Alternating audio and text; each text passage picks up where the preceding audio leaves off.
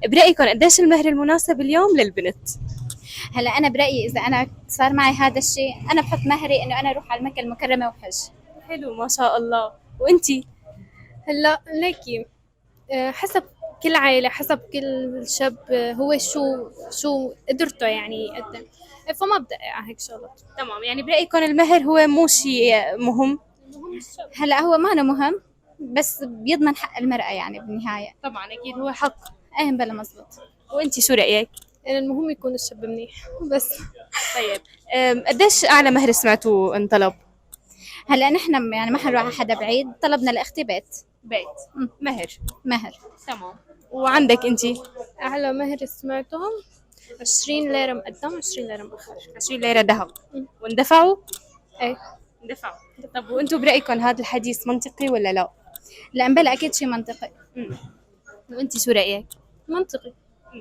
طيب انتي مثلا إذا بدك هلا تنخطبي مخطوبة شي؟ لا. إذا قررتي تنخطبي قديش المهر اللي بتحبي تطلبيه؟ المهر اللي بحب أطلبه أعلى ما يمكن. أعلى ما يمكن. نبغى لكزس يعني. بالضبط. طيب شو مثلا شو متطلباتك قولي لنا. شو متطلباتي؟ أول شيء مصحف يكون ذهب. حلو. 10 ليرات أو 15 ليرة مقدم أو مؤخر، ومع الذهب طبعا. تمام. بس طيب في حال حبيتي شخص وكان هذا الشخص ما نو كتير يعني مستواه المادي مو كتير عالي وما قدرتوا انه يجيب لك هذا الشيء، شو رأيك يكون بالموضوع؟ ممكن تستمري ولا لا؟ بلا إذا حبيتهم بلا. إذا حبيتي. أي يعني بتضحي. إذا أي بضحي كرماله. أي أما إذا قدرته لا بطلب أعلى ما يمكن. شو عندك جيب لي. شو عندك جيب لي. بدنا فيلا، بدنا سيارة، بدنا. هذا هو. وانتي شو رأيك بكلامها؟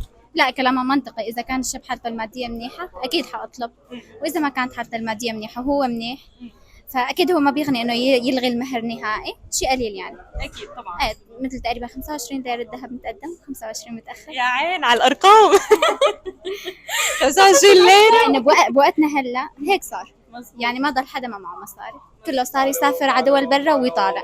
يعني ما ضل حدا بوقتنا هون، يعني هلا الشباب هون مفقودة، لا كله ببلاد برا. ايش عم انه شو بدهم يساووا هن لهم 5 سنين و6 سنين.